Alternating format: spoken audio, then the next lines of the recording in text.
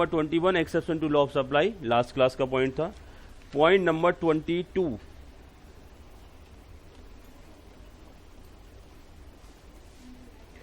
बेटा इक्विलिब्रियम के बारे में मैं आपसे बात कर रहा था लास्ट क्लास में। हमने बोला था कि हम इक्विलिब्रियम को समझने का प्रयास करेंगे, और नोट करें थोड़ा सा इसके बारे में।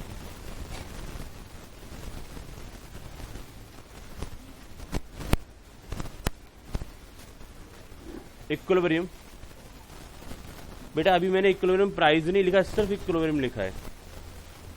नोट करो, स्टेट ऑफ बैलेंस और पोजीशन ऑफ नो चेंज, इसे स्टेट ऑफ बैलेंस कह सकते हैं या पोजीशन ऑफ नो चेंज। यहां आके कोई बदलाव नहीं होगा या यहां आके सारी चीजें बैलेंस हो जाएंगी। इन another words,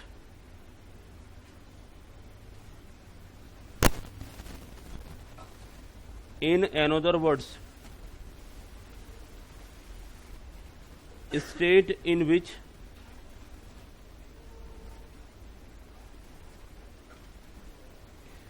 there is no tendency on the part of consumer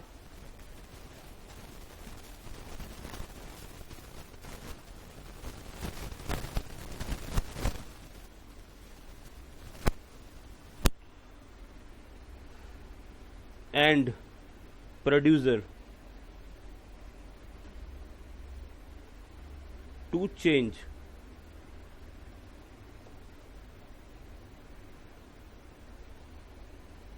word use किया नो टेंडेंसी। सर एक ऐसा पोजीशन ना तो प्रोड्यूसर चेंज होना चाहता है ना ही कंज्यूमर चेंज होना चाहता है, that is known as equilibrium. दूसरा हमने बोला स्टेट ऑफ बैलेंस या पोजीशन ऑफ नो चेंज, जहां कोई बदलाव होने की अब संभावना नहीं है, that is known as equilibrium.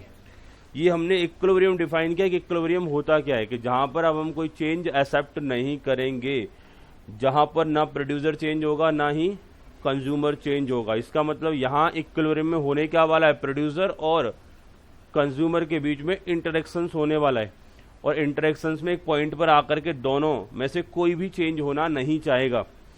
Equilibrium की पोजीशन इसे बोला जाएगा, और इसी इक्विलिब्रियम पोजीशन से निकलता है हमारा इक्विलिब्रियम प्राइस। नहीं कि ऐसा प्राइस जिस पर कंज्यूमर सेल परचेज करना चाहता है और प्रोड्यूसर सेल करना चाहता है, और दोनों में से कोई भी चेंज होना नहीं चाहता। चलो पॉइंट नंबर 23, यहां तक नोट हो गया सभी का। हमने बोला in another words state in which there is no tendency on the part of consumer and producer to change. Note हो गया बेटा। चलो नेक्स्ट पॉइंट है हमारा, नेक्स्ट पॉइंट रहेगा पॉइंट नंबर 23। बेटा स्पीड बढ़ाओ थोड़ा सा, जैसे जैसे मैं बोलता हूं वैसे वैसे नोट करते रहा करो, कोशिश करो। बाकी सारे बच्चे कर लेते हैं, लेकिन एक दो बच्चे का स्पीड अभी स्लो चल रहा है। आगे बढ़े। एग्जीक्यूटिव में बड़ा स्पीड से नोट करना है। 3 घंटे में हमें बहुत सारा कंटेंट उनको प्रैक्टिस करके देना है, नोट डाउन करके देना है। आपकी कॉपी आई थिंक करीब 30 पेजेस के अप्रोक्स आती है, 30 पेजेस के अप्रोक्स आती है एग्जीक्यूटिव लेवल पर, और आपने उसे फुल करना होता है।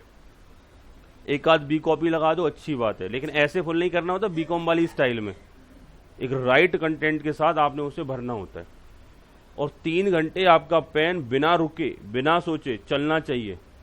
ऐसा अपना प्रैक्टिस बना लो, आप टॉप 100 की कैटेगरी में आ जाओगे, यानी कि इंस्टीट्यूट 0.005% रिजल्ट निकालेगा, आप उसमें भी पास करोगे अगर इतना आप कर पाते हो। अगर कॉपी में जितना 3 घंटे के दौरान पेन रुक रहा है, सोचना पड़ रहा है 3 घंटे के दौरान, समझो कि उतने ज्यादा हमारे मार्क्स कम होते चले जा रहे हैं। ये प्रैक्टिस अभी से हम करेंगे स्टार्ट, अभी से हम पढ़ेंगे, लेकिन अभी तो हमने ये प्रैक्टिस नहीं करना, अभी तो ऐसा एग्जाम नहीं देना। लेकिन स्टिल अभी 1 ईयर तक हमारा ये प्रैक्टिस होगा, उसके बाद 1 ईयर तक हमारा एग्जी में प्रैक्टिस होगा, तो 2 साल में हम बहुत परफेक्ट हो जाएंगे जब एग्जी का एग्जाम देंगे। क्लियर है। और बेटा फाइनल जो हमारी जो विनिंग है इस कोर्स के दौरान, वो एग्जीक्यूटिव क्लियर करते ही है। क्योंकि जैसे ही बच्चा एग्जीक्यूटिव क्लियर करता है वो प्रोफेशनल में कभी नहीं रुकता। रेयरली किसी के साथ कोई ऐसा सर्कमस्टांसेस बन जाए जो हम कह सकते हैं, अदरवाइज एग्जीक्यूटिव निकाला फिर प्रोफेशनल में बच्चा सेल्फ ड्रिवन हो जाता है। उसे मालूम होता है कि अब तो 2 तो पास कर ही लिए, बस यही फाइनल रहता है, और किया और उसके बाद CS बना, तो अंदर से खुद ही मोटिवेशन आ जाता है।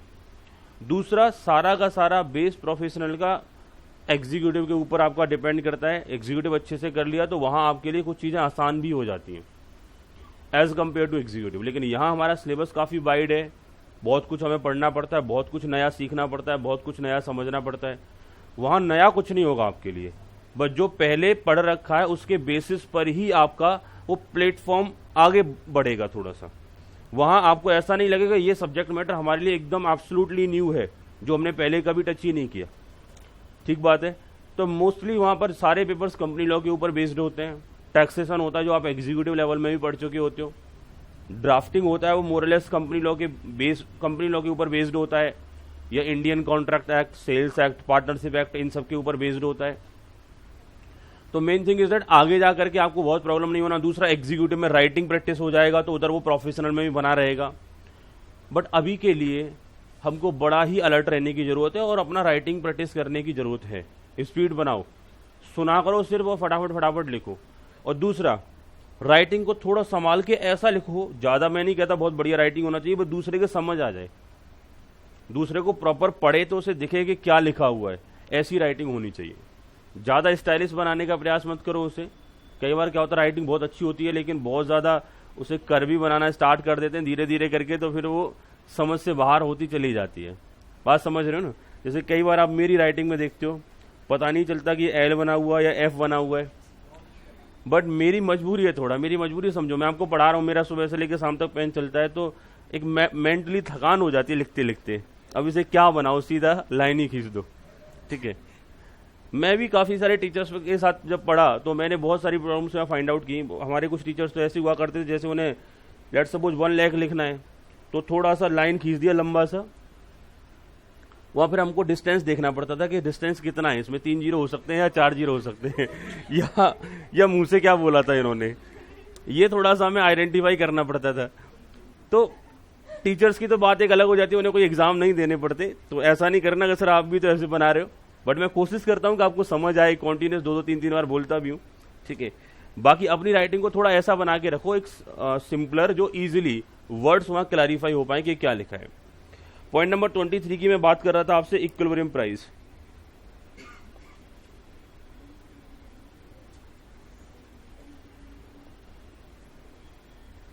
Next it is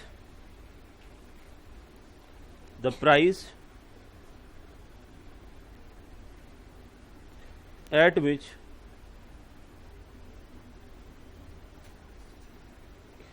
quantity demanded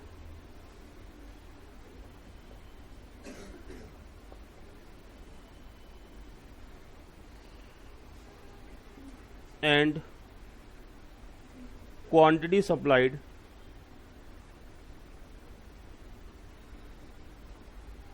are equal to each other।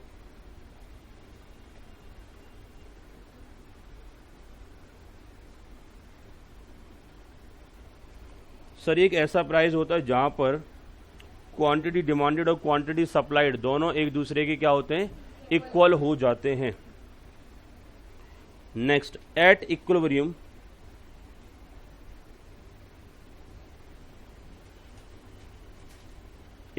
Price demand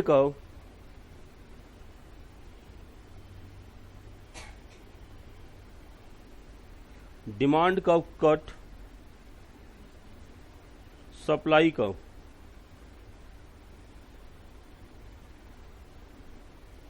equilibrium price पे डिमांड कर्व किसको कट करेगा बेटा, सप्लाई कर्व को। जरा एक बार एक डायग्राम बना लें कि आपको मालूम है अगर हम डिमांड कर्व बनाएं तो डाउनवर्ड स्लोपिंग बनेगा, क्या आपको मालूम है हम सप्लाई कर्व बनाएं तो अपवर्ड राइजिंग बनेगा, और ये दोनों कर्व एक दूसरे को सर्टेन पॉइंट पर कट जरूर करेंगे, और जिस पर्टिकुलर पॉइंट पे कट करेंगे that particular price x axis पर आ जाएगा क्वांटिटी सप्लाइड, और वाई एक्सिस पे आ जाएगा प्राइस। तो बेटा ये वाला प्राइस हमारा क्या हो गया, इक्विलिब्रियम प्राइस।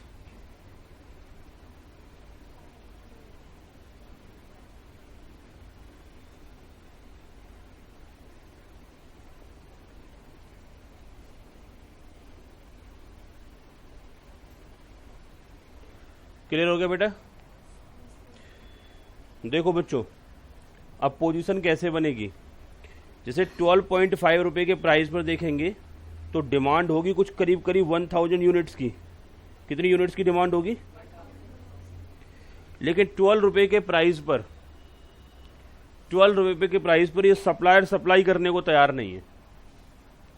वो क्या कह रहा है, 12 रुपए का अगर मैं प्राइस दूंगा तो मेरी क्वांटिटी कम से कम 3000 या 4000 के आसपास सेल होनी चाहिए, तब मैं 12 रुपए का प्राइस दे सकता हूं। क्योंकि अगर इसी प्राइस पर अगर आप सप्लाई को देखोगे तो सप्लाई कब यहां कट कर रहा है, और इस पर अगर क्वांटिटी चेक करेंगे तो क्वांटिटी हमारी अप्रॉक्स 3000 से ऊपर आ रही है, 3500 के अप्रॉक्स आ रही है। यानी जब आप शॉप पर गए, आपने कहा 12 रुपए के प्राइस पर आप मुझे 1000 यूनिट दे दो, बोला नहीं मिलेंगे। 12 रुपए के प्राइस पर हम आपको 3500 यूनिट खरीदोगे तो सेल करेंगे, अदरवाइज नहीं सेल करेंगे। क्या दोनों के बीच में सेल परचेज हो पाएगा? क्या दोनों एक प्राइस पर आ पा रहे हैं? एक कह रहा है कि प्राइस अगर 12 रुपए में खरीदोगे तो खरीदने पड़ेंगे 3500 यूनिट, दूसरा कह रहा है 1000 यूनिट ही दे दो ना इस प्राइस पर। अवेलेबल नहीं हो पा रहा है क्योंकि दोनों कब आपस में एक पर्टिकुलर पॉइंट पर इंटरेक्ट नहीं हो पा रहे हैं। लेकिन 5 रुपए के प्राइस पर 2000 यूनिट में कंसेंट बन जाएगी, क्योंकि डिमांड और सप्लाई का एक ही पर्टिकुलर पॉइंट पर यहां पर है। यानी सप्लाई भी 5 रुपए के प्राइस पर 2000 यूनिट्स का हो रहा है और डिमांड भी 5 रुपए के प्राइस पर 2000 यूनिट्स का हो रहा है। मतलब यहां कस्टमर जाएगा, कहेगा कि 2000 यूनिट सेल कर दो, 5 रुपए का प्राइस लगा लो। सप्लायर क्या बोलेगा, ओके मैं इस प्राइस पर आपको सेल करने को तैयार हूं 2000 यूनिट्स। तो यहां डिमांड और सप्लाई आपस में क्या कर रहे हैं, इंटरेक्ट कर रहे हैं। लेकिन इस पर्टिकुलर प्राइस पर 12.5 के प्राइस पर डिमांड और सप्लाई आपस में एक दूसरे से दूर हैं, अलग अलग हैं, एक दूसरे को इंटरेक्ट नहीं कर रहे हैं।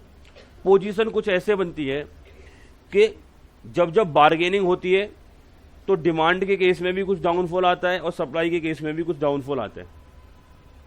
अकॉर्डिंगली धीरे धीरे एक रेंज में दोनों पहुंचना स्टार्ट करते हैं और एक पर्टिकुलर पॉइंट पर आकर के दोनों क्या हो जाते हैं, इंटरेक्ट हो जाते हैं एक दूसरे से, कहीं ना कहीं एक दूसरे के इक्वल उनका प्राइस कोटेशन हो जाता है।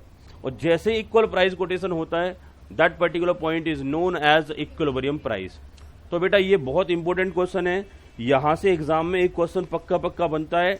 और क्वेश्चन पूछने का तरीका क्या होगा कि at equilibrium price demand curve and supply curve both are equal, demand और supply curve both are not equal, demand curve is above the supply curve, none of these, ऐसा क्वेश्चन बनेगा। तो आंसर क्या राइट क्या रहेगा, both are equal. अगला question आपसे ऐसे पूछ सकता है, at equilibrium price demand curve cuts supply curve, demand curve cuts supply curve, demand curve does not cut supply curve, demand curve is horizontal, supply curve is vertical. तो answer क्या रहेगा, demand curve cut supply curve.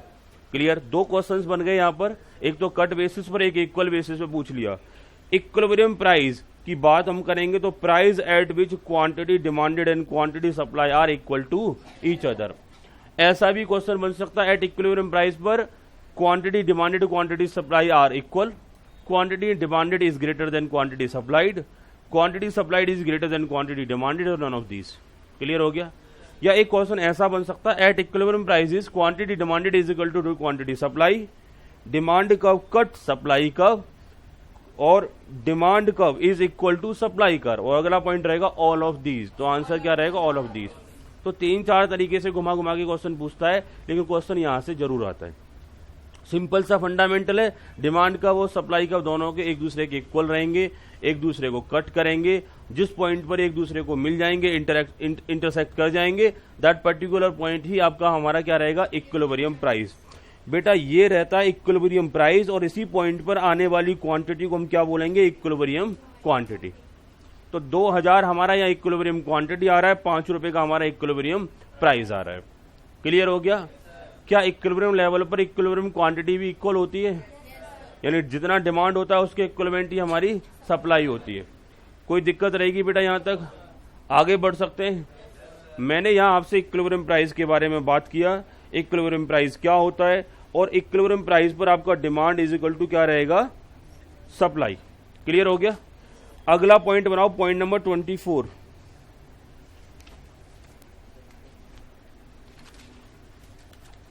Point number 24,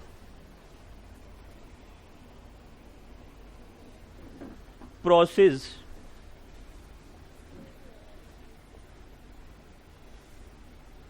for determination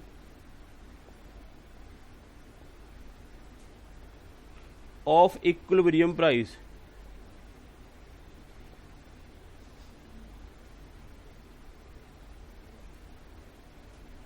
process for determination of equilibrium price.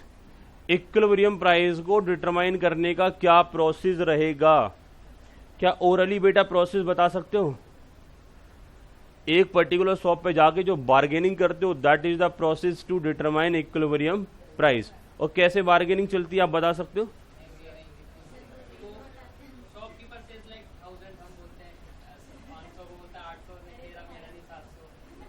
बात समझ, बच्चे ने सही बताया। That is the process to determine equilibrium price. उसने 100 कम किया, हमने 100 बढ़ाया, उसने फिर 25 कम किया तो हमने 25 ही बढ़ाया। कि जितना तुम करोगे उतना ही हम बढ़ाएंगे, ज्यादा नहीं बढ़ाएंगे। उसने अगेन 50 रुपए कम किया तो हमने इधर से 50 रुपए बढ़ा दिया। और एक ऐसे पॉइंट पर लेकर के आ गए कि यहाँ पर दोनों पर्सन सेटिस्फाइड हो गए, एग्री हो गए कि हाँ जी इस प्राइस पर हम सेल परचेज कर सकते हैं। मैंने बोला process for determination of equilibrium price. जैसे जैसे प्राइस, जैसे जैसे डिमांड का और सप्लाई का आपस में इंटरसेक्ट करेंगे, अकॉर्डिंगली जहां इंटरसेक्ट कर जाएंगे वहां पर हमारा इक्विलिब्रियम प्राइस सेट होगा। तो थोड़ा सा फ्लैशबैक में जाने की जरूरत है। पहले डिमांड रूल की बात कर ले। चलो, हालांकि मैं इसे रिपीट कर रहा हूं लेकिन स्टिल ये रिपीटेशन जरूरी है। पहला पॉइंट नोट करो, point number A, demand rule या लॉ ऑफ डिमांड।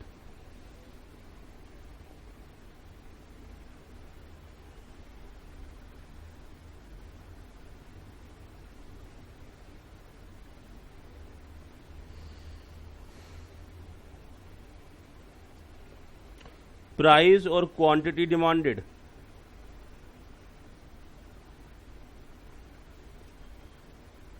बच्चों प्राइस बढ़ेगा, क्वांटिटी डिमांडेड कम होगी। प्राइस कम होगा, क्वांटिटी डिमांडेड बढ़ेगी।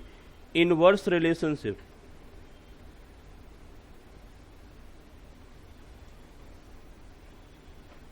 Inverse relationship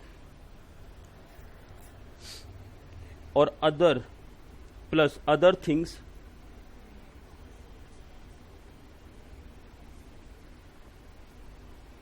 remain constant. यही था बेटा लॉ ऑफ डिमांड या demand rule. Point number B, supply curve, sorry supply rule slash law of supply.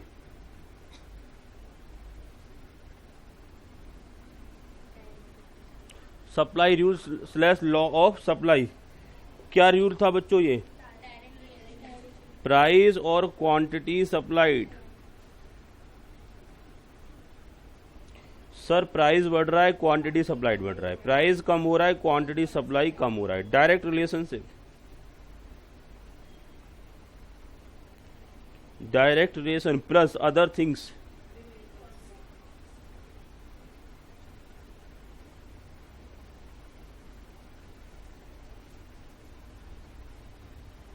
other things remain constant. Point number C, equilibrium price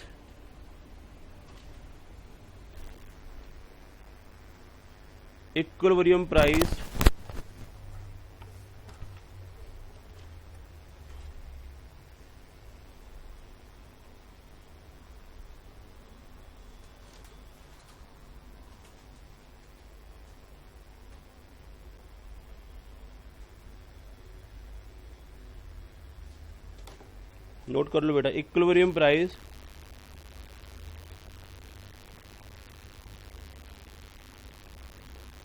between demand and supply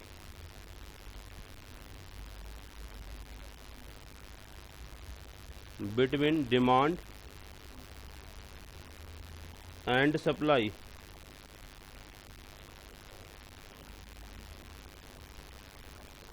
पहला point, producer want to produce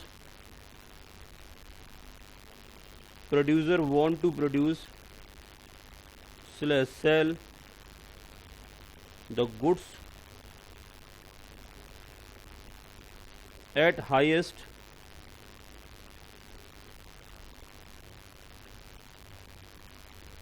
consumer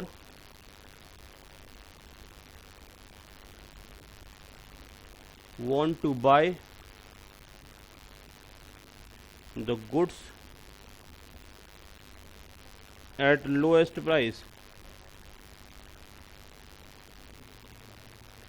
Consumer want to buy the goods at lowest price to market, lowest price to maximize his satisfaction, to maximize his satisfaction।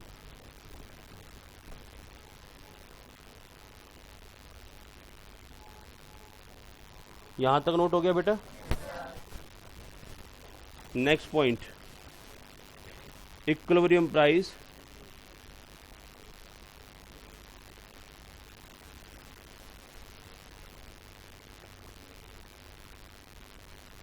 Price will be determined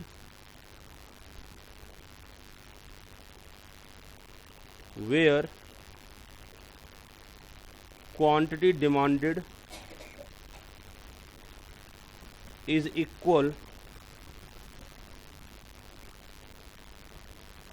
to quantity supplied. This point is known as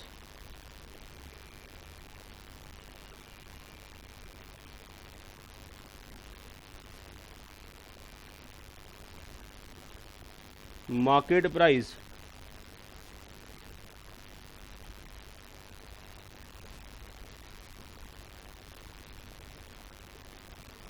Take a look from a diagram।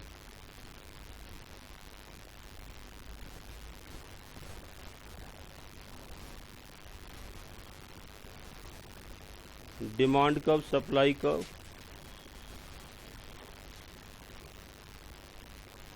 Price, quantity, supply / demand. और इस price को basically बोला जाता है market price. इस price को basically क्या बोलते हैं बच्चों? Market price. यहां तक नोट हो गया बेटा।